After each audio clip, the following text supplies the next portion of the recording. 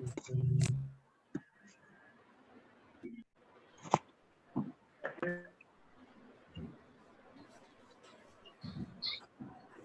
afternoon, sir. Good afternoon.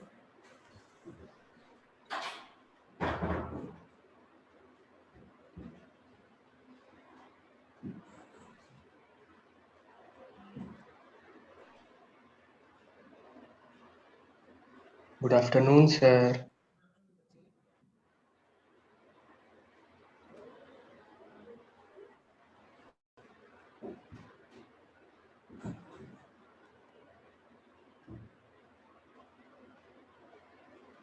Good afternoon, sir.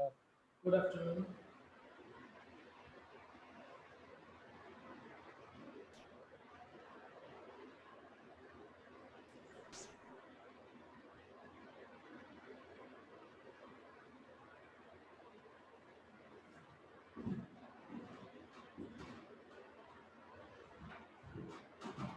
चलो अब last lecture में हमने शॉर्ट डिस्टेंस ट्रांसपोर्टेशन जो है उसके रिलेटेड सारी बातें पढ़ ली थी। अब आज हम स्टार्ट करेंगे लॉन्ग डिस्टेंस ट्रांसपोर्ट।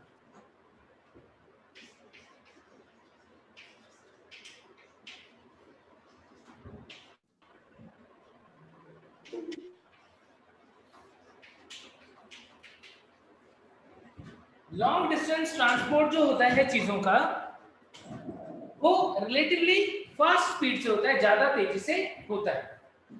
और ये जो लॉन्ग डिस्टेंस ट्रांसपोर्टेशन है इसके लिए जो मेन रेस्पॉन्सिबल फैक्टर होता है वो क्या होता है? Pressure gradient. और उस प्रेशर ग्रेडियंट की वजह से क्या होता है? Mass flow.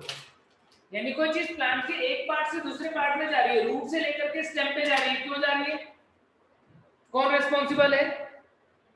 Pressure gradient responsible है। दो जगहों पर प्रेशर में डिफरेंस होगा जिसकी वजह से चीज जो है वो बह के चली जाएगी। चाहे वो वाटर के ट्रांसपोर्ट की बात करें या मिनरल के लॉन्ग डिस्टेंस ट्रांसपोर्ट की बात करें या फूड के लॉन्ग डिस्टेंस ट्रांसपोर्ट की बात करें, तो long distance transport occurs with high speed। ये हमने पहले भी पढ़ा था, up to 15 metre per hour की स्पीड से पानी ऊपर चला जाता है due to pressure gradient as mass flow। और मास फ्लो का क्या होता है? Bulk flow. तो कोई चीज जो है वो ज्यादा दूरी तक पादप के एक भाग से दूसरे भाग में ट्रांसपोर्ट हो पा रही है, उसे हम क्या बोलते हैं? लॉन्ग डिस्टेंस ट्रांसपोर्ट, जो कि शॉर्ट डिस्टेंस ट्रांसपोर्ट की अपेक्षा में ज्यादा तेजी से होती है। और किस वजह से होती है? मास फ्लो की वजह से होती है। ठीक है। अब यहाँ पर क्या क्या चीजें पढ़ेंगे लॉन्ग डिस्टेंस ट्रांसपोर्ट में? जल का अवशोषण और परिवहन, absorption and upward transportation of water, ऐसे मिनरल और ट्रांसपोर्टेशन ऑफ फूड। ठीक है, इन चीजों के बारे में हम पढ़ने वाले हैं। क्लियर आ रहा है क्या? क्या दिखने में कोई दिक्कत आ रही है क्या कि बच्चों को? ज्यादा नहीं लग रहा। क्लियर है सर, एकदम क्लियर है सर।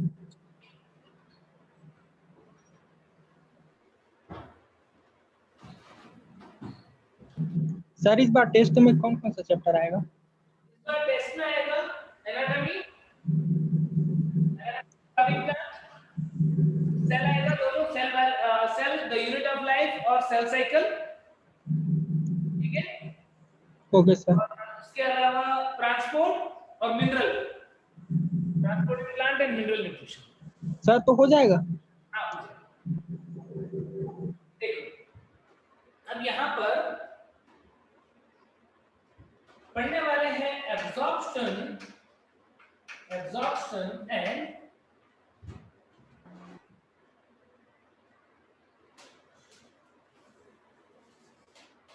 सबसे पहले एब्जॉर्प्शन ऑफ वाटर पढ़ते हैं, फिर upward transportation next. Absorption of water का एब्जॉर्प्शन कौन करता है? रूट करता है। रूट की एनाटॉमी पता है सब बच्चों को?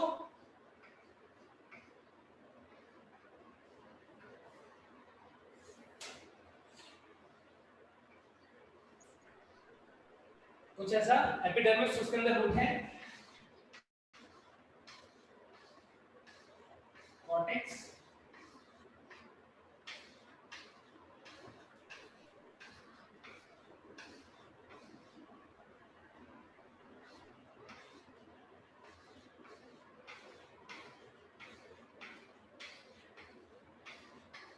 एक सेकेंड, एंडोडर्मिस,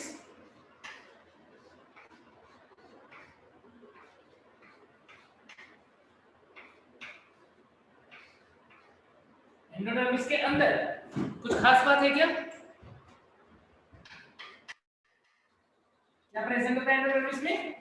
कैस्पेरियम पट्टी। कैस्पेरियन पट्टी। लेकिन क्या कुछ कोशिकाएं ऐसी भी होती हैं जिनके अंदर कैस्पेरियन पट्टियां उपस्थित होती हैं? Yes sir.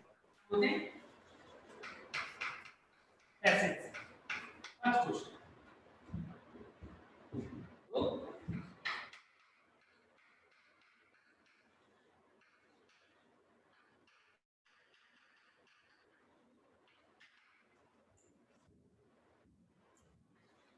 पेरिसाइकिल और यहाँ पर है जाइलम।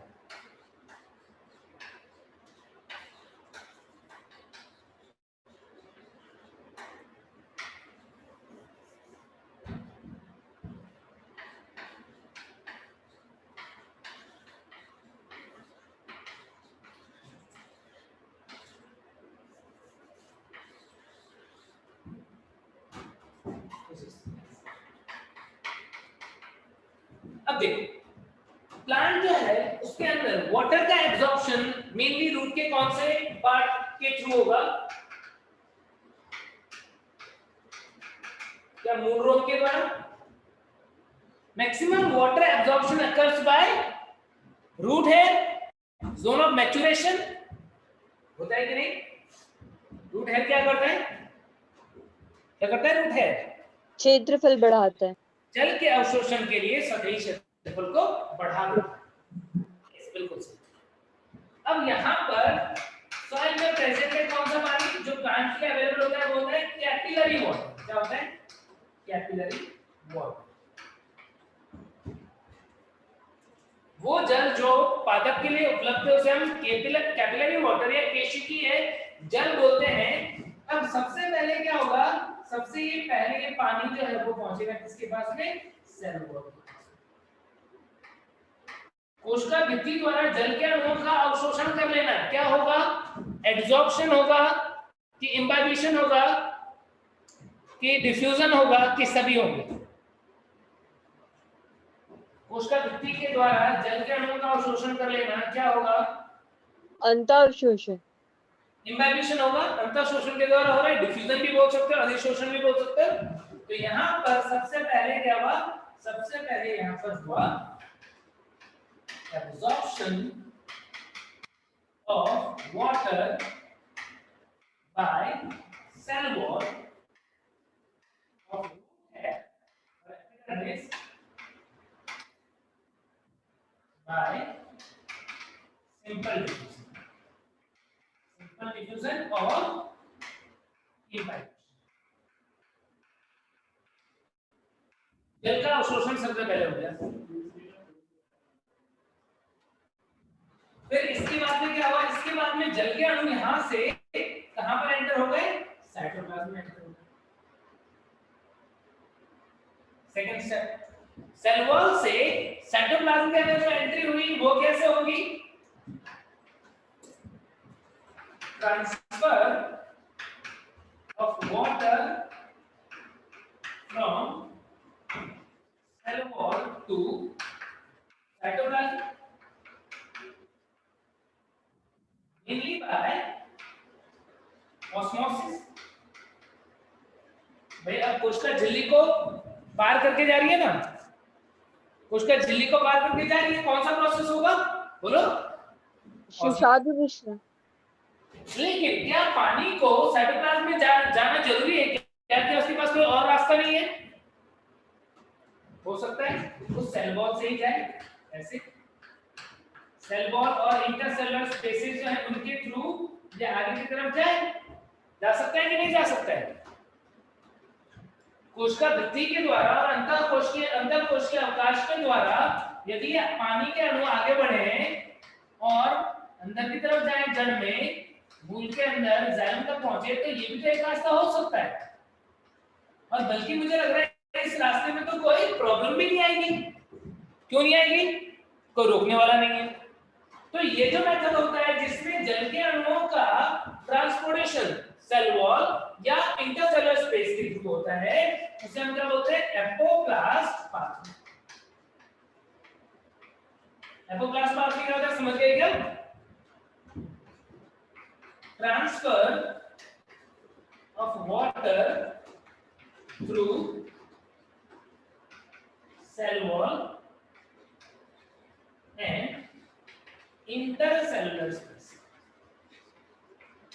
यानी डेड पार्ट जो है उसके द्वारा यदि जल के अणुओं का परिवहन हो जाए तो उसे हम क्या बोलते हैं? Apoplast pathway. लेकिन इसमें कोई दीवार है क्या? कोई ऐसी दीवार जिसको ये क्रॉस करके नहीं जा सकता है?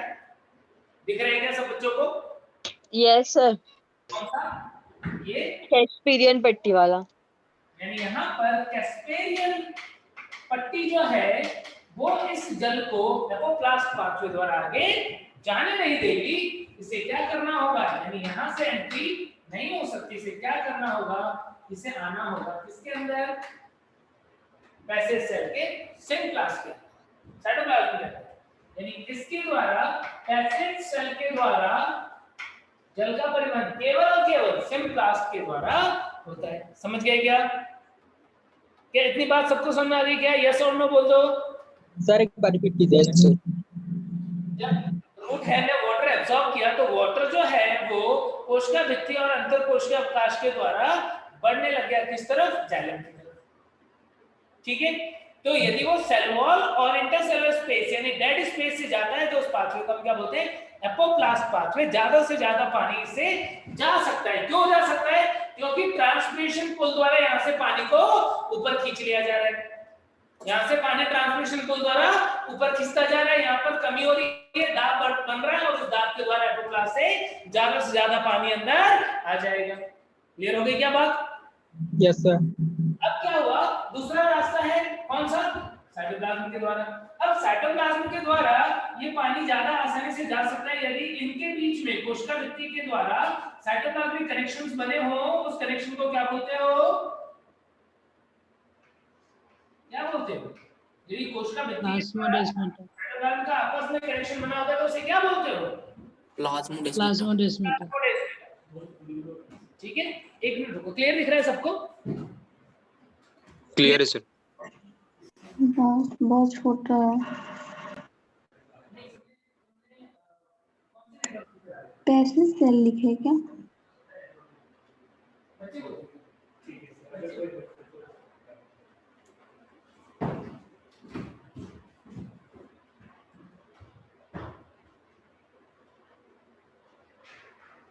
तो ये जो प्लाज्मोडेस्माटा के थ्रू जा रहा है ये पाथवे क्या है? इस पाथवे को बोलते हैं सिम्प्लास्ट पाथवे। दो मेन पाथवे हो गए, कौन कौन से? एपोप्लास्ट और सिम्प्लास्ट। सिम्प्लास्ट पाथवे किसके द्वारा जा रहा है? Through plasmodesmata. यानी साइटोप्लाज्म जो है उसको उसके थ्रू प्लाज्मोडेस्माटा के थ्रू जब वो आगे की तरफ बढ़ेगा तो उसे हम क्या बोलेंगे? Symplast pathway. तो दो मेन पाथवे के द्वारा जल जो है वो अंदर की तरफ जा रहा है। एक कोशिका जिसके अंदर सिर्फ सिम्प्लास्ट पाथवे के द्वारा पानी जाएगा वो है कौन सा?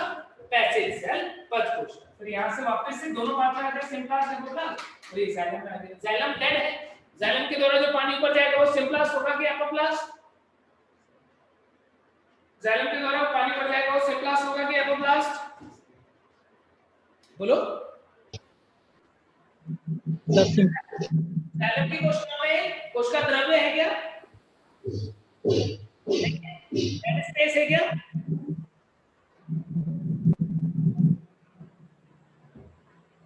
बोलो बोलो ना। जाइलम के द्वारा जो ट्रांसफर होगा वो सिम्प्लास्ट होगा कि एपोप्लास्ट?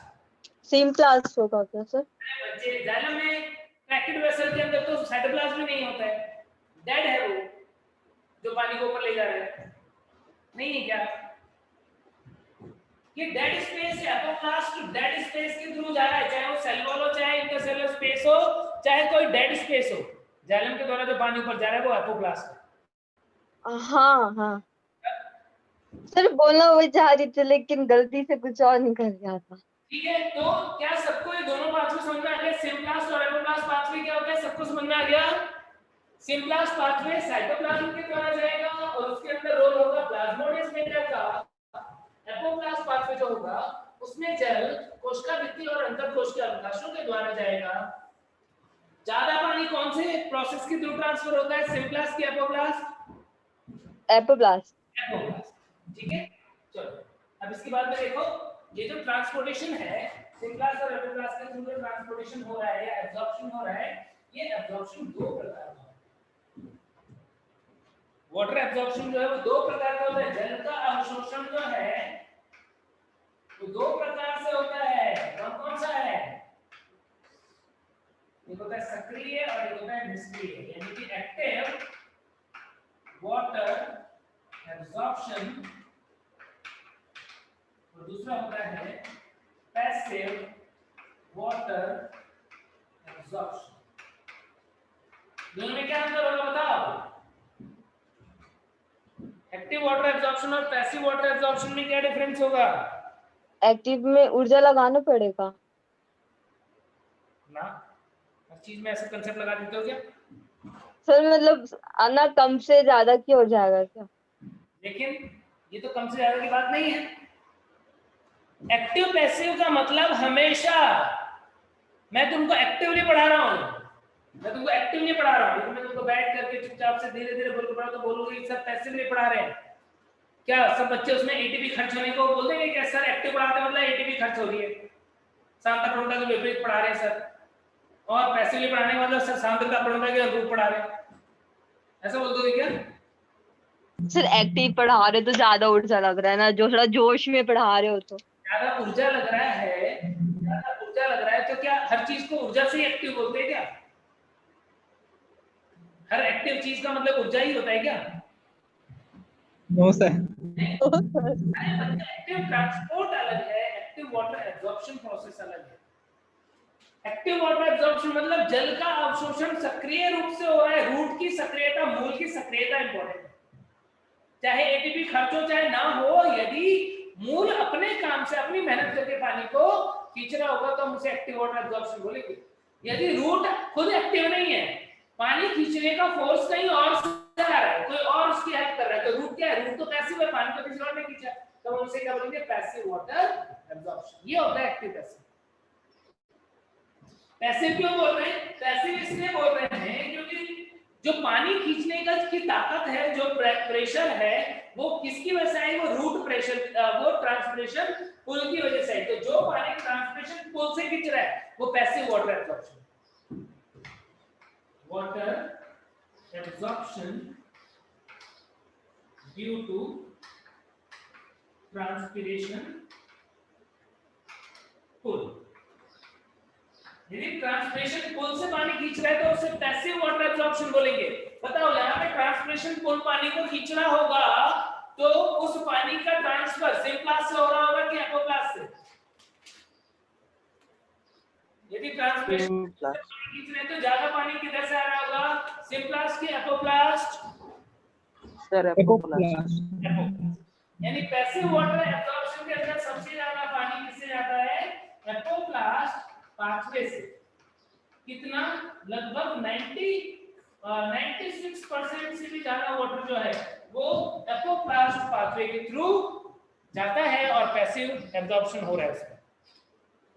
एक्टिव एब्जॉर्प्शन में जल का अवशोषण और ट्रांसपोर्टेशन कैसे होगा? देखो, एक तो हो सकता है सांद्रता प्रणोदकता के अनुरूप यानी ऑस्मोसिस। ऑस्मोसिस के द्वारा क्या एटीपी कंज्यूम होती है क्या ऑस्मोसिस में? ऑस्मोसिस में एटीपी कंज्यूम होती है क्या? बोलो तो सही। No sir. तभी हम उसे यस सर। बोल रहे हैं। क्यों? क्योंकि उस टाइम पे रूट खुद सक्रिय है अपनी कंसंट्रेशन ग्रेडियंट की वजह से या ग्रेडियंट की वजह से पानी खींच करके भेज रहा है, तो उसे बोलेंगे ऑस्मोसिस। और दूसरा इसके अंदर हो सकता है एक्टिवली बाय कंज्यूमिंग एटीपी। यदि सांद्रता प्रवणता के विपरीत पानी खींचने की जरूरत पड़े एटीपी खर्च करके, तो भी उसे एक्टिव वाटर एब्जॉर्प्शन में रखा जाएगा, लेकिन ये तो कभी कभी होगा, तो रेयर केस है। प्लांट के अंदर तो मोस्टली क्या होता है, अंदर सांद्रता ज्यादा होती है, बाहर कम होती है, ऑस्मोसिस के द्वारा पानी खींचता है। मेनली ऑस्मोसिस होता है इसके अंदर, एक्टिव वाटर एब्जॉर्प्शन के अंदर, और कितना इसके द्वारा सिम्प्लास्ट वे में पानी जो है वो जाएगा, सिम्प्लास्ट ट्रांसपोर्ट होगा, और कितना लेस देन 4% वाटर जो है वो एब्जॉर्ब होता है इसके द्वारा, एक्टिव वाटर एब्जॉर्प्शन। समझ गए क्या? समझ गए सब बच्चे? कि एक्टिव वाला एक बार चलो बच्चे बोलो सर, एक्टिव वाला एक बार रिपीट कीजिए ना। एक्टिव वाले में रूट की एक्टिविटी से वाटर एब्जॉर्ब हुआ। रूट की एक्टिविटी मतलब क्या? रूट का ऑस्मोटिक प्रेशर है वो तो पानी खींचेगा, और यदि बाहर सांद्रता ज्यादा हो कुछ केस में तो क्या करना होगा, एटीपी कंज्यूम करना होगा। तो दोनों चीजें आ सकती है इसके अंदर, एक्टिव के अंदर, क्योंकि इन दोनों ही प्रोसेस में रूट की एक्टिविटी का इन्वॉल्वमेंट होता है। क्या होगा, रूट जो है वो ऑस्मोसिस के द्वारा मेनली वाटर एब्जॉर्ब करेंगे, जब ट्रांसमिशन नहीं हो रहा, कितना पानी, लगभग 4% से भी कम पानी इसके द्वारा एब्जॉर्ब होता है, और वो ऑस्मोसिस के द्वारा जा रहा है, सेल टू सेल जाएगा, ट्रांसपोर्टेशन कैसा होगा, सिम्प्लास्टिकली ट्रांसपोर्टेशन होगा। क्लियर होगी बात? Yes sir, okay, thank you. तो ये मेथड से हमने देखा कि पानी कहां पर आ गया, जाइलम के अंदर आ गया। बताओ दोनों में से कौन सा मेथड के थ्रू पानी का एब्जॉर्प्शन होगा, तो एक पॉजिटिव रूट प्रेशर बनेगा, और किसमें एक नेगेटिव रूट प्रेशर बनेगा। पॉजिटिव रूट प्रेशर का मतलब समझते हो, धक्का देने वाला था, किसके अंदर पानी इकट्ठा होगा और एक पॉजिटिव हाइड्रोस्टैटिक प्रेशर डेवलप होगा। बताओ, पॉजिटिव हाइड्रोस्टैटिक प्रेशर यानी कि रूट में पानी इकट्ठा होने से जो दाब बन रहा है, किसमें होगा, एक्टिव में कि पैसिव में? सर बोलो ना, सुन नहीं रहे हो क्या? सर पैसिव नहीं, पैसिव गलत। एक्टिव वाटर एब्जॉर्प्शन में ऑस्मोसिस से पानी आके इकट्ठा होगा, एक पॉजिटिव रूट प्रेशर बनेगा। पैसिव में तो नेगेटिव प्रेशर की वजह से पानी आ रहा है भाई। पैसिव में ना बताया क्या, ट्रांसपिरेशन पुल की वजह से नेगेटिव प्रेशर जो पानी को ऊपर की ओर खींच रही है। तो एक्टिव वाटर एब्जॉर्प्शन में पॉजिटिव हाइड्रोस्टैटिक प्रेशर होता है, और पैसिव में नेगेटिव हाइड्रोस्टैटिक प्रेशर होता है। क्लियर हो गई बात? ठीक है।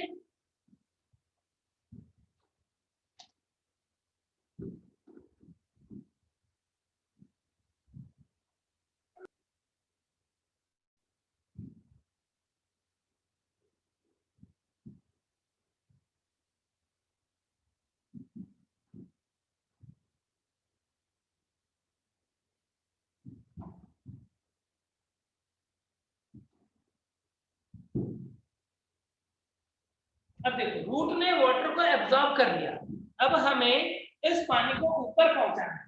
क्या बोलेंगे उसको? रसारोहण, ascent of sap, जल का ऊपर की ओर परिवहन।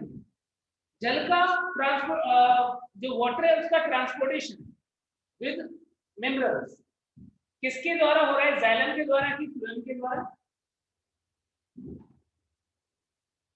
जाइलम के द्वारा कि जाइलम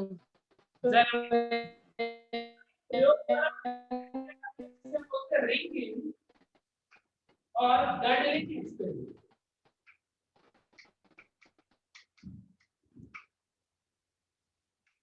वलय तरंग या मेघलाकरण प्रयोग क्या करते हैं इस एक्सपेरिमेंट में? इस एक्सपेरिमेंट में हमने क्या किया, एक प्लांट का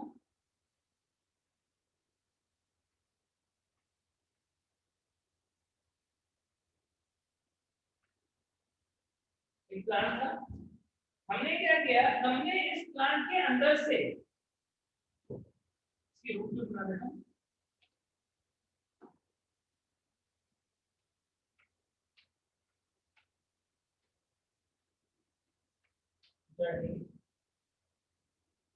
इसके तने पे से, मुख्य तने पे से कुछ भाग जो है, छाल जो है उसको हटा दें। इसके रूप में एक उभर है, हमने यहाँ से बार्क को छाल को हटा दिया। क्या बार्क के अंदर फ्लोएम भी होता है क्या? क्या तुमने एनाटॉमी में जो बार्क पढ़ा था, बार्क में वस्कुलर कैम्बियम के बाहर का सब कुछ, यानी फ्लोएम भी हट जाएगा इसका? बोलो बोलो ना। फ्लोएम से तो स्टार्ट होता है सर क्या कुछ। बार्क के अंदर फ्लोएम होता है, बार्क को हटा दिया मतलब फ्लोएम पूरी तरीके से। समझ गए? अब क्या हुआ, अब हमने देखा कि बताओ इस प्रयोग में प्लांट का कौन सा पार्ट पहले डेड होगा? पोर्शन बताओ क्या होगा? बोलो। इस प्रयोग में मूल जो है, रूट जो है, उसकी डेथ पहले होगी। क्यों हो गई रूट की डेथ पहले? क्योंकि फ्लोएम क्या बोलते हैं, लीव्स स्टेम से रूट के साइड ट्रांसपोर्टेशन करता यस, है। बिल्कुल। क्योंकि क्या हो रहा था, पानी की यदि हम बात करें तो पानी ऊपर की तरफ जा रहा था, रसारोहण हो रहा था। लीफ को जिंदा रहने के लिए खाना चाहिए, पानी चाहिए, खनिज चाहिए, मिनरल्स चाहिए। क्या वो उसे सब कुछ मिल रहा है? क्यों? क्योंकि फूड वो खुद बना रहा है, पानी ऊपर से आ रहा है, मिनरल आ रहा है, तो ये जिंदा है। रूट को जिंदा रहने के लिए पानी चाहिए और खाना चाहिए, पानी तो मिल रहा है, लेकिन फूड का ट्रांसलोकेशन लीफ से जब नीचे की तरफ हो रहा था तो बीच में फ्लोएम नहीं है। क्या हुआ, यहाँ पर इकट्ठा होता गया। हमने देखा समय के साथ ये वाला पार्ट थोड़ा सा फूल भी गया है, फूल के इकट्ठा होने की वजह से, और खाना जो है वो रूट को नहीं मिल रहा है, अल्टीमेटली रूट की डेथ हो गई। क्या पता पड़ गया कि फ्लोएम के द्वारा भोजन का परिवहन होता है और जाइलम के द्वारा जल का परिवहन होता है। ठीक है, तो इस एक्सपेरिमेंट में क्या दिखा, तो वाटर तो जो है वो ऊपर चला गया, लेकिन फूड जो है वो नीचे नहीं आया, इस वजह से रूट डेड हो गया। क्या पता लग गया है कि फूड ट्रांसलोकेशन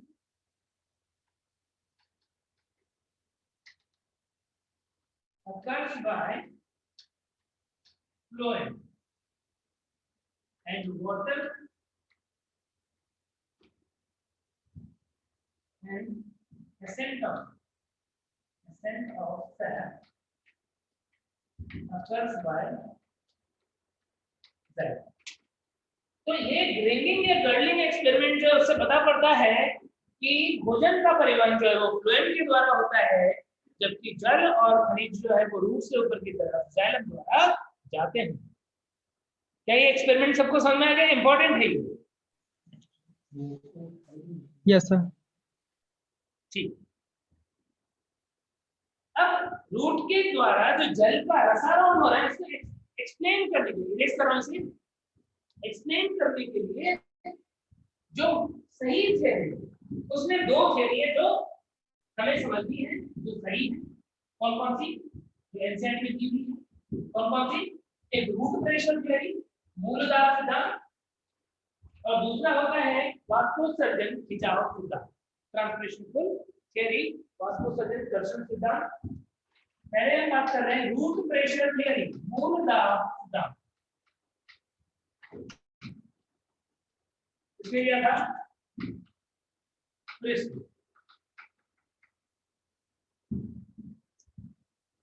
इन्होंने क्या बोला कि ये थ्योरी एप्लीकेबल है किसके ऊपर?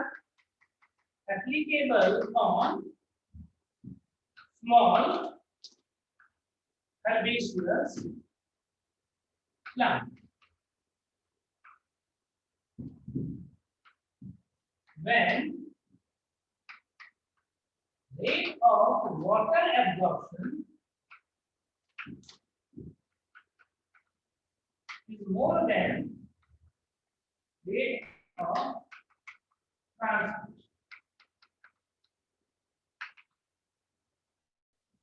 छोटे और शाकीय पादपों के अंदर, छोटे और शाकीय पादपों के अंदर रसारोहण को हम मूल दाब सिद्धांत से समझा सकते हैं, बड़े वृक्षों पर ये एप्लीकेबल नहीं होता। अब यहाँ पर क्या इंपॉर्टेंट क्राइटेरिया है, रूट जो है जल का अवशोषण ज्यादा कर रहा हो, अवशोषण ज्यादा कर रहा हो और वाष्पोत्सर्जन का हानि कम हो, क्या होगा, रूट के अंदर इकट्ठा होगा, रूट के अंदर इकट्ठा होगा और इकट्ठा होकर के क्या होगा, एक दाब उत्पन्न करेगा जिसे हम बोलते हैं रूट प्रेशर, और उसके द्वारा जल जो है उसका रसारोहण हो जाता है, इसे बोलते हैं रूट प्रेशर को। समझ गए क्या? आखिर मूल दाब उत्पन्न होने का कारण क्या है? मूल दाब उत्पन्न होने के पीछे सबसे महत्वपूर्ण कारण क्या है?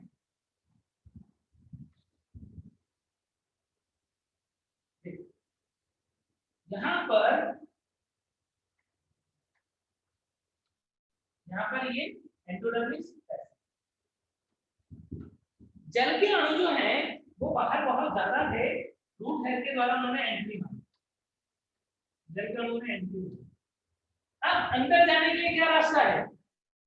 सिर्फ एक रास्ता है, पैसेज से। यहाँ से अंदर आके यहाँ पर स्टील के अंदर रम के जल के अणु, क्या ये जल के अणु जो अंदर आके इकट्ठा हो गए, क्या ये बाहर निकल सकते हैं? क्या बोलो, ये बाहर निकल सकते हैं कि अंदर ही दाब बढ़ता जाएगा?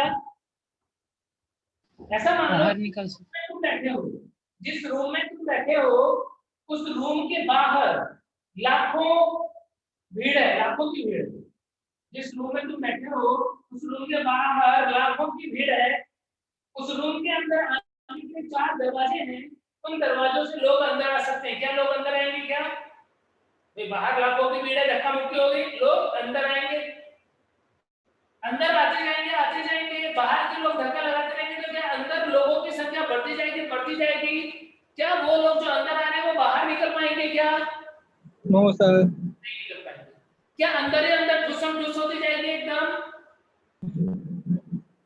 क्या अंदर ही अंदर भयानक ठुसम ठुस होती जाएगी? Yes sir. क्यों? क्योंकि वो दीवार से बाहर नहीं निकल सकते, दरवाजों से अंदर तो आ सकते हैं, लेकिन ये दीवार जो है वो अपारगम्य है, मजबूरी हो गई, अंदर आ गए, बाहर निकलने के 4 दरवाजे हैं, और वो दरवाजों से बाहर इसलिए नहीं निकल सकते क्योंकि बाहर से अंदर की तरफ दाब बहुत ज्यादा है। तो जो लोग अंदर इकट्ठा हुए, ठुसम ठुस हुई, क्या उसमें एक दाब उत्पन्न होगा कि नहीं होगा? यस, यदि मान लो तुम्हारे उस रूम के ऊपर दूसरा भी रूम हो और बीच में एक सीढ़ी जैसे हो, तो क्या लोग उस सीढ़ी पे चढ़ के ऊपर वाले फ्लोर पे जाना चाहेंगे कि नहीं जाना चाहेंगे? बिल्कुल वैसे ही रूट के अंदर होता है कि मूल के अंदर जो जल यहाँ पर इकट्ठा हुआ और कैस्पेरियन पट्टी की वजह से एक दाब उत्पन्न हो जा रहा है, उस मूल दाब की वजह से पानी ऊपर की तरफ जगह मिलती है ना, इसलिए ऊपर की तरफ चढ़ना स्टार्ट कर देता है। लेकिन क्या एक लिमिटेड हाइट तक ही जा सकता है? बोलो, क्या वो एक लिमिटेड हाइट तक ही जा सकता है? मूल दाब जो होता है एक लिमिटेड हाइट तक ही जाता है। क्या जिम्मेदार हुआ? Casparian spread forms a water-tight jacket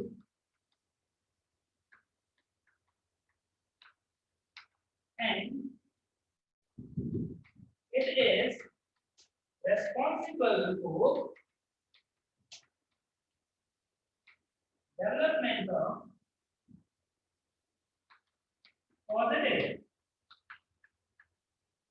hydrostatic pressure, that is root pressure। तो सबसे इंपॉर्टेंट फैक्टर है वहां पर क्या? सबसे इंपॉर्टेंट फैक्टर है कि वहां पर जो कैस्पेरियन पट्टी है उसने पानी को जो अंदर आकर के इकट्ठे उनको बाहर जाने से रोक दिया, और उसकी वजह से क्या हुआ?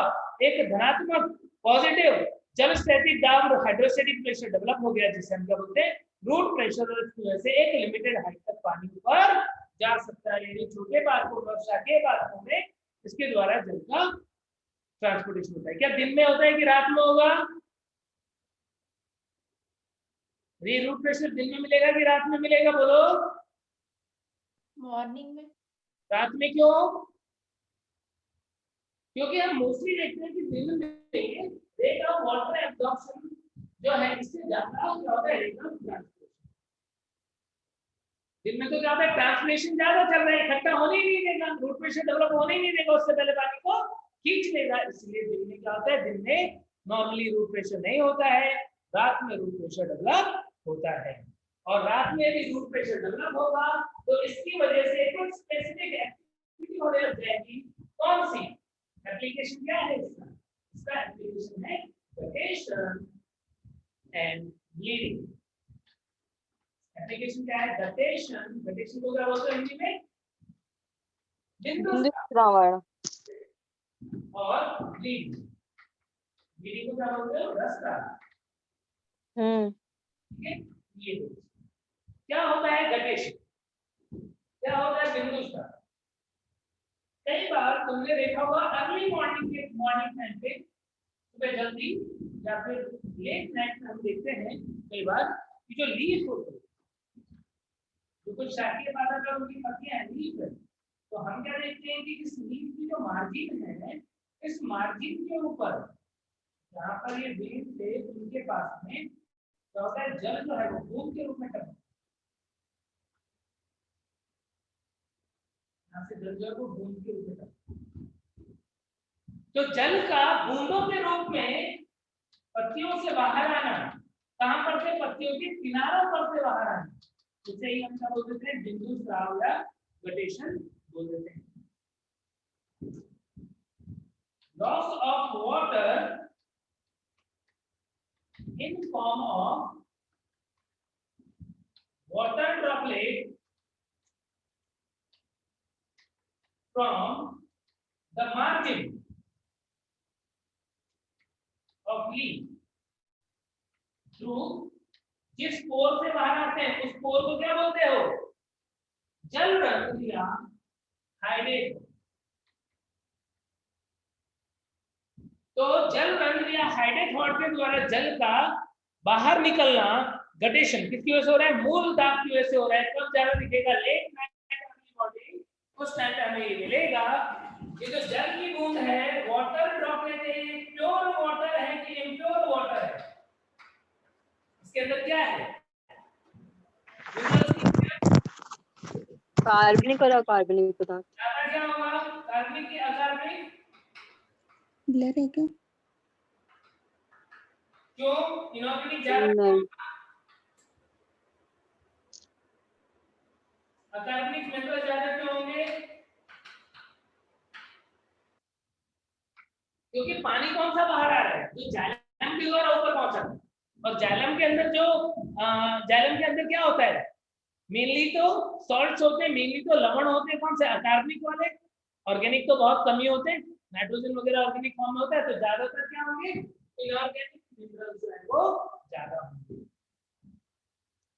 Inorganic and organic material.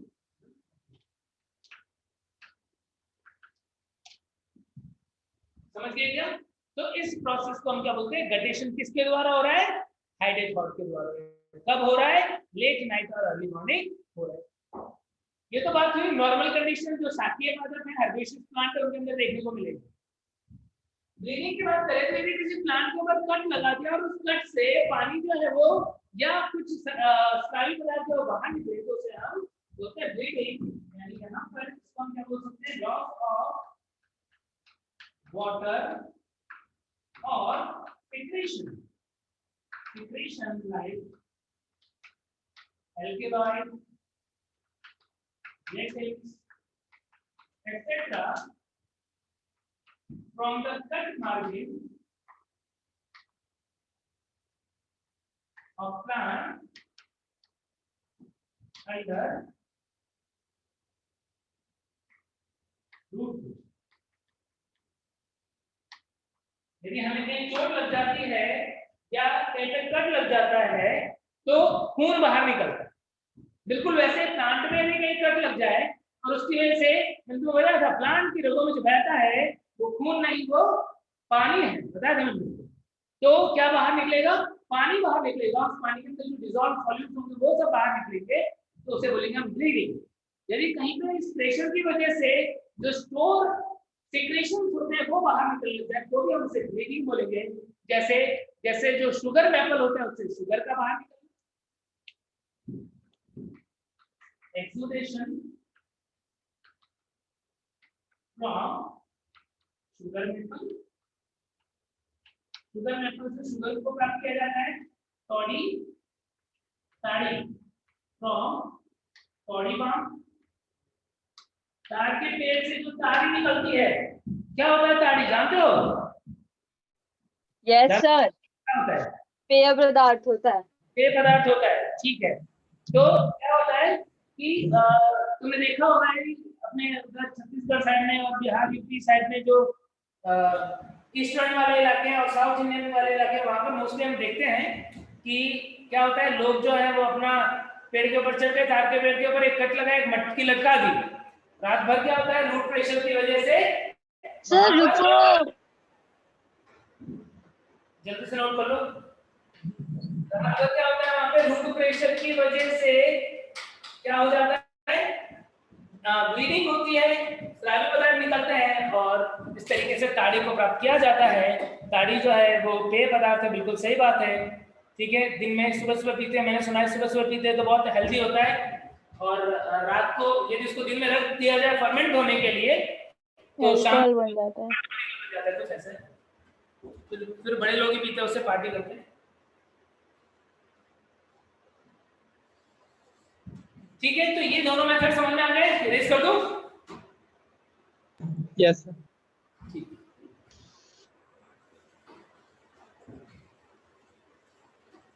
अब नेक्स्ट मेथड जो है वो है transpiration pull. Next theory is transpiration पुल।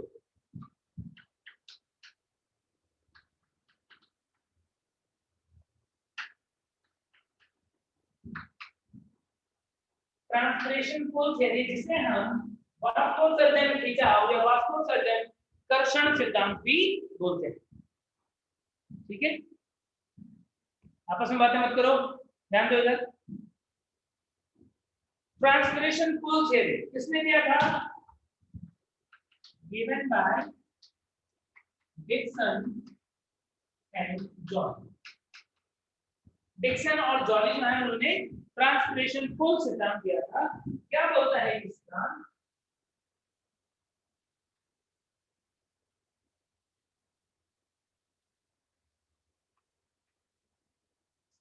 मान लो ये एक पेड़ है,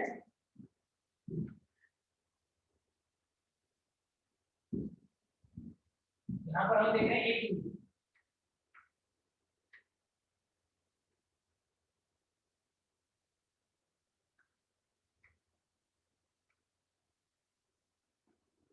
ध्यान से समझना सब बच्चे क्या होता है।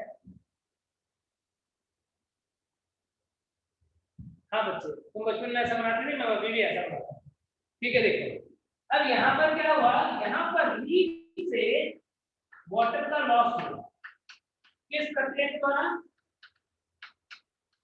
ट्रांसपिरेशन। ट्रांसपिरेशन में वाटर का लॉस हुआ। कैसे लॉस होता है कि जैसे मान लो ये लीफ का एपिडर्मिस से यहाँ पर क्या होता है, स्टोमेटा होता है।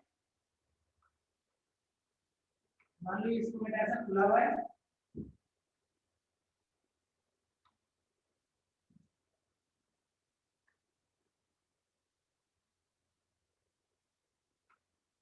हमें कभी पढ़ा था याद है, बंडल शीट सेल है ये, ऊपर की तरफ जाइलम, नीचे की तरफ फ्लोएम,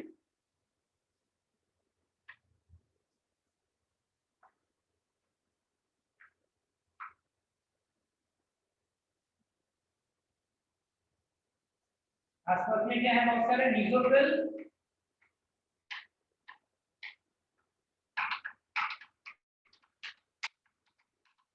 तो ऐसा कुछ थोड़ा सा पार्ट जो है वो मैं यहाँ पर तुम्हें दिखा रहा हूँ, थोड़ा सा पार्ट जो है इसी को हम यहाँ पर देख कर रहे हैं। अब क्या हुआ देखो, एनसीईआरटी के बुक में दिया हुआ है ये जो बता रहा हूँ, जो वाटर है वो जाइलम से बाहर निकला, कहाँ पर आएगा, न्यूक्लियस स्टेट से इनके अंदर आएगा, सेल को जितनी जरूरत होती है वो सेल रख लेना, सेल को तो बहुत कम ही जरूरत होती है और वो इस तरीके से यहाँ पर उपस्थित होगा। तो पानी की जो फिल्म है जो सेल के ऊपर है सब स्टोमेटल स्पेस और सब स्टोमेटल स्पेस है। तो यहाँ से पानी जो है वो इवेपोरेट होके बाहर आ गया,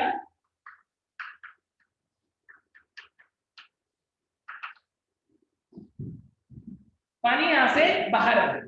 क्या होगा अब ये पानी भी यहाँ से बाहर नहीं आया, इसकी वजह से क्या वाटर की फ्री एनर्जी साइड W है वो क्या हो जाएगा, घट जाएगा। क्या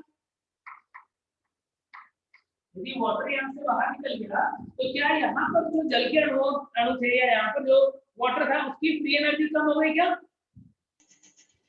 बोलो। Yes sir. हो गई कि नहीं भाई? जल की कमी हो गई ना, तो फ्री एनर्जी कम हो गई और फ्री एनर्जी कम होगा तो आपकी पानी आसपास में से खींचेगा। कहां से खींचेगा? जाइलम से खींचेगा। इस तरीके से तो एक जो जल का जहां पर इवेपोरेशन हुआ उससे खिंचाव उत्पन्न हुआ और वो खिंचाव कहां तक पहुंच गया? वो खिंचाव पहुंच गया जाइलम तक, लीफ की जाइलम तक। यहाँ पर वाटर की फ्री एनर्जी कम हो और ये खिंचाव जो है वो पानी को यहाँ से खींचेगा, वो नेक्स्ट वाटर को अल्टीमेटली पानी जो है वो खिंचता चला जाएगा कहां से? रूट से ऊपर की तरफ। तो यही ट्रांसपिरेशन पुल था जो पैसिव वाटर एब्जॉर्प्शन के लिए रेस्पॉन्सिबल था। तो जल का एक्सपोर्ट ट्रांसपोर्ट जो हो रहा है वो किस डायरेक्शन में हो रहा है और खिंचाव बल किस तरीके से लग रहा है? खिंचाव बल यहाँ पर भी हम लोग को साइकोमोलिक्यूलर से नीचे की तरफ और खिंचाव बल कहां तक पहुंच गया? रूट तक पहुंच गया, जिसकी वजह से रूट में से रूट को पानी अब्सॉर्ब करने में हेल्प कर रहा है। ब्लू वाली लाइन जो है वो इसको बता रहा है ट्रांसपिरेशन पुल फोर्स को बता रहा है। आपको बोले खिंचाव बल कैसे लीड से बल के रूट तक पहुंचा और उसकी वजह से जल जो है ऊपर तक आ गई। जल के ऊपर तक आने के पीछे जो मेनली रेस्पॉन्सिबल फोर्स है और फैक्टर है वो कौन कौन से? 3 फैक्टर है। कौन कौन से? एक होता है ट्रांसपिरेशन पुल, वाष्पोत्सर्जन खिंचाव बल, इसकी वजह से पानी आ गया। दूसरा एक इंपॉर्टेंट फोर्स है जिसे हम बोलते हैं कोहेजन फोर्स, संसंजन बल, और तीसरा है जिसे हम बोलते हैं एब्रेशन फोर्स, आसंजन बल। आसंजन बल। कैसे ये काम करते हैं ध्यान दो, थोड़ी सी डिफिकल्ट लगती है। वाष्पोत्सर्जन खिंचाव बल तो तुम्हें बहुत इजीली दिख रहा है। कोहेजन फोर्स का क्या रोल है? मान लो यदि हम स्ट्रॉ लेकर के पानी पीते हैं तो क्या होता है? पानी एक सतत कॉलम के रूप में हमारे मुंह में आता है। ऐसे नहीं होता कि जल का एक अणु आ गया, फिर दूसरा अणु आ गया, फिर तीसरा अणु आ गया। नहीं, एक कंटीन्यूअस कॉलम की फॉर्म में वो ऊपर चढ़ता है। इसके पीछे जिम्मेदार कौन है? इसके पीछे जिम्मेदार है इसके पीछे जिम्मेदार है कोहेजन फोर्स। यानी क्या है ये जल के अणुओं के बीच लगने वाला आकर्षण बल है। कौन सा बॉन्ड? कौन सा बॉन्ड कोहेजन फोर्स के लिए जिम्मेदार है? जल के अणुओं के बीच आकर्षण होता है, कौन सा बॉन्ड होता है? Hydrogen. Hydrogen bond cohesion force है। और वो जो कोहेजन फोर्स ये इतना मजबूत है कि पानी जब 100 मीटर लंबाई पेड़ पे भी चढ़ता है तब भी जल के अणु एक दूसरे को पकड़ के रखते हैं, छूटते नहीं है। तो कोहेजन फोर्स की वजह से क्या होगा? इसके अंदर दो चीजें होंगी, तो सरफेस टेंशन आएगा। कोहेजन फोर्स की वजह से क्या है? सरफेस टेंशन, और दूसरा टेंसाइल स्ट्रेंथ। यानी सरफेस टेंशन क्या होता है? जानते हो? कोई भी पदार्थ जो है वो कम से कम एरिया में रहने की कोशिश करता है, उसके सरफेस पे एक ऐसा तनाव लगता है जिससे कि वो क्या करता है? खिंचा हुआ रहता है, कम से कम एरिया में रहने की कोशिश करता है। हम सरफेस टेंशन बोलते हैं। जल के अणुओं का आसंजन बल होगा तो क्या होगा? वो बूंद के रूप में रहेगा। सरफेस टेंशन की वजह से तो वो बूंद के रूप में रहता है। क्या मैं गलत बोल रहा हूँ क्या? नो सर, सही बोल रहे हो। टेंशन पढ़ा है ना तुमने? हाँ सर। सर इससे मत कोहेजन की वजह से सरफेस टेंशन आया और क्या हुआ? और जल के अणु के बीच में एक टेंसाइल स्ट्रेंथ, तन्य सामर्थ्य है जिससे कि वो लंबा कॉलम होगा तभी वो टूटेगा नहीं। तो क्या हो रहा है? ये जल के सतत स्तंभ को बनाने में हेल्प करता है। पहली चीज एडिशन फोर्स क्या होता है? आसंजन बल। क्या होता है आसंजन बल? किस किस के बीच में होगा? जल जाइलम के बीच में होगा। उससे क्या होगा? उससे बेनिफिट होगा क्या? उससे मिलेंगे इसको क्या कहते हैं? केशिका तो मिलेगा, पढ़ा है ना तुमने कैपिलरी फ्लो 2 डायमेंशन पढ़ा था।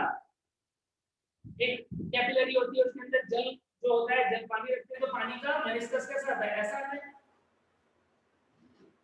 ऐसा आता है क्या, सही बनाया क्या? कैपिलरी के अंदर पानी रखते हैं, कांच के कैपिलरी है, उसमें पानी रखा तो क्या उसका ऐसा मेनिस्कस आता है क्या, बोलो ना। Yes sir.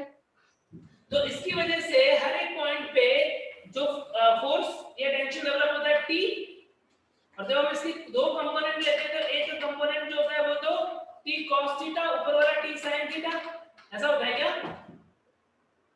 हर जगह पे क्या होगा, T cos थीटा दीवार के ऊपर लगेगा, यानी ये क्या कर रहा है, ये एक तरीके से नॉर्मल प्रोवाइड कर रहा है, और T sin थीटा इसको ऊपर ले जाने में हेल्प कर रहा है क्या? इस वजह से पानी जो है वो ऊपर चला जाता है क्या? Yes sir. Yes sir. होता है ना? तो क्या यहाँ प्लांट में भी यही सिस्टम चल रहा है क्या? ये जो कैपिलरी ग्लास के बदले में ब्रैकेट है, सेलुलोज लिग्निन की दीवार है, उसके अंदर पानी है, उसके अंदर भी ऐसे मेनिस्कस बनेगा, ऐसे ही फैक्टर्स बनेंगे, यानी क्या आ जाएगी उसके अंदर, कैपिलैरिटी आ जाएगी, यानी आसंजन की वजह से क्या आया, कैपिलैरिटी आया, कोहेजन की वजह से क्या आया, टेंसाइल स्ट्रेंथ आया, सरफेस टेंशन आया। तो ये सारे घटक जो है वो मिलकर के क्या करते हैं, एक उपयुक्त ऐसा माहौल बनाते हैं जिसमें पानी जो है वो ऊपर की तरफ चला जाता है, किसके द्वारा, ट्रांसपिरेशन पुल के द्वारा। क्लियर हो गई बात? तो जल के रसारोहण में वाष्पोत्सर्जन की वजह से जल का मुक्तता कम होती है, साइड W कम होता है, जिसकी वजह से एक खिंचाव बल उत्पन्न होता है, और वो खिंचाव बल से रूट से लेकर के लीफ तक जल का क्या हो जाता है, ट्रांसपोर्टेशन हो जाता है। और इसमें हेल्प करते हैं cohesion force and adhesion force, इनकी वजह से सरफेस टेंशन, टेंसाइल स्ट्रेंथ और कैपिलैरिटी आती है, जिससे जल का कॉलम कंटीन्यूअसली ऊपर जाता है, टूटता नहीं है। क्लियर होगी बात? सारी पिक्चर क्लियर हो गई? बोलो यस सर। वेरी गुड, चलो इरेज कर दूं। Yes sir. तो अब ये तो हमने देखा एसिम्पल स्टैक के बारे में कि जल जो है उसका रसारोहण कैसे। अब हम बात करते हैं कि वाष्पोत्सर्जन जो यहाँ पर हो रहा है, वाष्पोत्सर्जन जो हमने पढ़ा वो कैसे होता है, उसके लिए क्या सिद्धांत है। तो स्टोमेटा की स्ट्रक्चर जो है वो हमने एनाटॉमी वाले चैप्टर में पढ़ी थी, मोनोकॉट का स्टोमेटा कैसा होता है, डाइकॉट का स्टोमेटा कैसा होता है। अब उसका यूज करेंगे, ट्रांसपिरेशन। ट्रांसपिरेशन और गटेशन में क्या अंतर है? वाष्पोत्सर्जन क्या होता है, पादप के वायवीय भाग से जल का वाष्प के रूप में लॉस होना ट्रांसपिरेशन कहलाता है। क्या होता है? Loss of water from the aerial part, from the aerial part of plant in form of water vapor। तो गटेशन में जो जल निकल रहा था वो बूंद के रूप में निकल रहा था, यहाँ पर वाटर वेपर या वाष्प के रूप में निकल रहा है, पहला डिफरेंस। दूसरा, वो हाइडेथॉट से होता था, ये पादप के एरियल भाग, वायवीय भागों से हो रहा है। ठीक है, पादप जितना पानी एब्जॉर्ब करता है उसका बहुत ज्यादा अमाउंट, 99% से भी ज्यादा अमाउंट ट्रांसपिरेशन में लॉस कर देता है, और क्या होगा, only less than 1% water absorbed by plant is used in photosynthesis and other metabolic activity।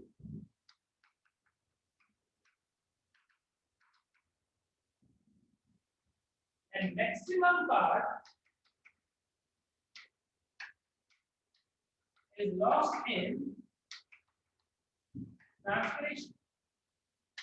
एक वैज्ञानिक ने जब देखा कि प्लांट बहुत सारा पानी एब्जॉर्ब कर रहा है और उस पानी का 1% से भी कम उसके काम आ रहा है, बाकी सारा वो क्या कर रहा है, लॉस कर दे रहा है ट्रांसपिरेशन में। बड़े दुखी हो गए, बहुत दुखी हो गए, और दुखी होकर के क्या बोला, उन्होंने बोला transpiration is an essential or unavoidable essential evil। कौन थे वो साइंटिस्ट? कर्टिस ने इसेंशियल एविल, कर्टिस ने कहा था, अनअवॉइडेबल एविल, स्टीवर्ट ने कहा था कि वो जितना पानी एब्जॉर्ब करे उसका एक बड़ा भाग जो है वो लॉस कर दे रहे। क्या प्लांट बेवकूफ हो गया? क्या प्लांट पागल है? बोलो। तो ये क्यों ऐसा कर रहे हैं? बोलो, क्यों ऐसा कर रहे हैं? बोलो कोई बच्चा, क्यों प्लांट मैक्सिमम पार्ट जो उसे लॉस कर दे रहा है ट्रांसपिरेशन? बोलो। Temperature, maintenance of temperature, reduces temperature by कितना? 10 to 15 डिग्री सेल्सियस। 10 से 15 डिग्री सेल्सियस पादप का तापमान नियंत्रित किया है इसने, और helps in ascent of transmission की कुल वजह से पानी ऊपर भी आ रहे थे। दो मेन फंक्शन है इसके ट्रांसपिरेशन। क्या बात समझ आ गई? और वाष्पोत्सर्जन इरेज कर दूं? इरेज कर दूं क्या? Yes sir. और ये ट्रांसपिरेशन जो है वो पादप के वायवीय भाग से हो रहा है, लेकिन उसमें भी किस भाग से हो? कौन सा मेन भाग? मेन तो वो स्टोमेटा है। उसके अकॉर्डिंग ट्रांसपिरेशन अलग अलग टाइप के हो सकते हैं। कौन कौन से? एक हो सकता है स्टोमेटल ट्रांसपिरेशन। स्टोमेटा के द्वारा ट्रांसपिरेशन कितना? अप टू 90%, 90% का ट्रांसपिरेशन हो सकता है स्टोमेटा के द्वारा। दूसरा होता है क्यूटिकल के द्वारा, क्यूटिकुलर ट्रांसपिरेशन। कितना होता है? Up to 10%, 10%। एक होता है बार की ट्रांसपिरेशन, बार के द्वारा भी कुछ अमाउंट में वाटर लॉस होगा। बार की ट्रांसपिरेशन कितना? Up to 1%। और थोड़ा बहुत वेंटिसेल के द्वारा भी होता है, वेंटिकुलर ट्रांसपिरेशन। बहुत ही कम, कितना? Up to 0.1%। तो डिफरेंट भाग जो है पादप के, उसके द्वारा ट्रांसपिरेशन हो सकता है। स्टोमेटा कहां पर उपस्थित होते हैं बताओ? स्टोमेटा कहां पर होते हैं? ऊपरी त्वचा पे। क्या लीफ के ऊपर? क्या स्टोमेटा लीफ के ऊपर होते हैं क्या? यस। क्या स्टेम के ऊपर भी होते हैं क्या? क्या वो स्टेम के ऊपर भी होते हैं स्टोमेटा? बोलो बोलो ना। यंग स्टेम के ऊपर नहीं होते क्या? पढ़ा नहीं था एनाटॉमी में? जब एनाटॉमी में था तो स्टेम के स्टोमेटा के बारे में पढ़ाया था, तो नहीं पढ़ाया क्या? यंग स्टेम जो होता है उसके ऊपर भी स्टोमेटा प्रेजेंट है। तो लीफ के ऊपर होंगे और यंग स्टेम जो होते हैं उनके ऊपर। अब वाष्पोत्सर्जन जो होता है उसका एपिस्टोमेटल ओपनिंग क्लोजिंग जो है उसको कैसे देखते हैं? यहाँ पर देख रहे हैं हम active K plus H plus exchange here for stomatal opening। Stomata की खुलने के लिए जो थ्योरी है उसे हम बोलते हैं active K plus H plus exchange theory. Dicot plant के अंदर स्टोमेटा जो है उसके गार्ड सेल का शेप कैसा होता है?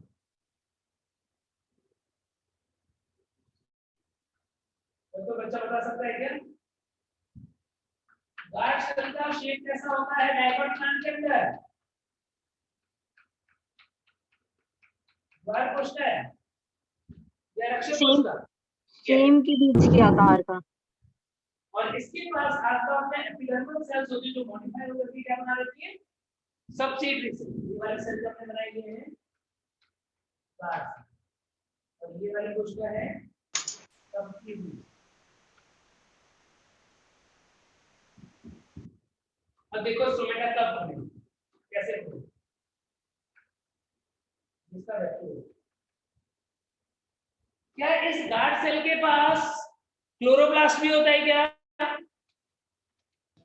Yes sir. क्या वो फंक्शनल भी होता है क्या? Non functional. Very good. अब इस सेल के पास मान लो स्टार्च था, उसको किया हमने इसने स्टार्च, उसको इसने कन्वर्ट कर लिया किसके अंदर, पहले ब्रेक किया ग्लूकोज के अंदर, और ग्लूकोज जो है इससे एक केमिकल बनाया फॉस्फोइनोल पायरुवेट, टी। श्वसन की प्रक्रिया में बनता है TP, phosphoenol pyruvate. Phosphoenol pyruvate जो है क्या वो CO2 से रिएक्ट कर सकता है क्या? बाहर से CO2 आया, फॉस्फोइनोल पायरुवेट से रिएक्ट किया और बना दिया इसने ऑक्सैलो एसिटिक एसिड। कौन सा एंजाइम ऐड कर रहा है? Carboxylase. Phosphoenol pyruvate carboxylase enzyme क्या बन गया? Oxalo acetic acid. Oxalo acetic acid convert हो गया मैलिक एसिड के अंदर। मैलिक एसिड जो है वो टूट गया दो आयन के अंदर। कौन कौन से दो आयन? एक H+ और एक मैलिक आयन। अब क्या होता है देखो, इस मेम्ब्रेन के ऊपर यहाँ पर एक पंप लगा हुआ है, एक पंप लगा हुआ है। इस पंप का नाम क्या है? इस पंप का नाम है K+H+ पंप। एक पंप लगा हुआ है जिसका नाम है K+H+ पंप। ये पंप क्या करता है? एक्टिवली H+ को बाहर भेजता है और K+ को अंदर ले आता है। सांद्रता प्रवणता के विपरीत ऐसा कर रहा है। क्या एटीपी कंज्यूम करेगा? क्या पंप है ना, एटीपी कंज्यूम करेगा क्या? तो मेम्ब्रेन के ऊपर एक पंप लगा होता है जिसे हम एक्टिव K+H+ पंप बोलते हैं, जो सांद्रता प्रवणता के विपरीत प्रोटॉन को सब्सिडरी सेल में भेज देता है और K+ को क्या करता है? K+ को ले लेता है अंदर सेल के अंदर। पोटेशियम और K+ क्या आपस में रिएक्ट कर ले तो यहाँ पर पोटेशियम मैलेट बन जाएगा क्या?